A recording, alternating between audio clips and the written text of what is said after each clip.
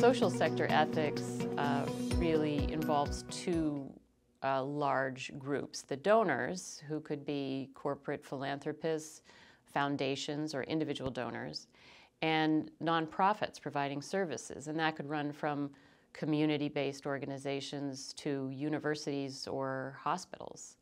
And the ethical questions arise in all aspects of work. It arises in their finance and operations, in leadership, in fundraising, in engaging with the public, in deciding whether they're going to be advocates or do lobbying. And at the Markkula Center, we use 5 different approaches to help with ethical decision-making. And those are utility, which is a question of whether there's more good than harm. There's common good, there's fairness, there's rights, and virtue. And in the social sector, we add another lens, which is mission. Now, why do we add mission? The mission is really the most important guiding principle to a nonprofit. So hopefully they are following their mission. The mission is available to the public, so the public can decide whether to volunteer, to give, how to engage with the nonprofit. And also the mission, in some form or another, is what was used to gain tax exemption in the first place. So there are some common ethical issues that people are probably very familiar with in the social sector. One of those might be excessive compensation, where a nonprofit executive is receiving more than seems reasonable, especially in light of the size of the organization, or there's some unusual perks coming his or her way.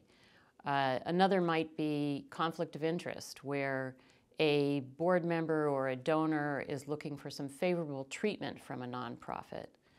A third might be where a leader, a board member or an executive or a philanthropist is charged with unacceptable behavior, and that leads to some serious ethical considerations. And finally, another common ethical issue in the social sector, relatively common, is the diversion of assets, either through fraud, theft, or a situation where there's mismanagement, gross mismanagement.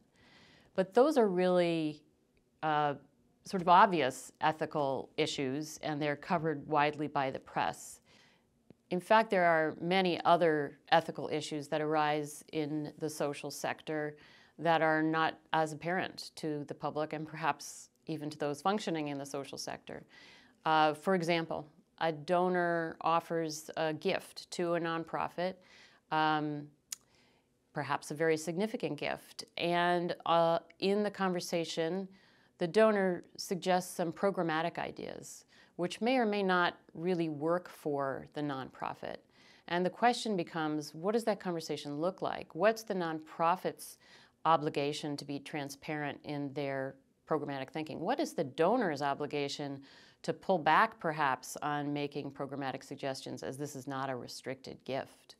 Another example might be a board that has become really comfortable with the work of the executive director and doesn't really ask a lot of questions during the board meeting because they rely on the executive director. So they don't ask probing questions about long-term financial sustainability, about whether the budget numbers are really hard numbers or a little bit soft, what the program evaluations have been, whether program evaluations exist.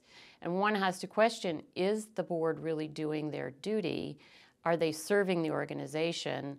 Are they serving the executive director well? Another example would be in the social sector when certain populations might be under attack or finances are drying up. What is the responsibility of a nonprofit or a philanthropy to focus on more public engagement, on advocacy, potentially on lobbying, to draw attention to the financial issues and to the attacks on the population? So these issues really do permeate the social sector, and resources are available on the Markkula Center website, or you may contact us directly.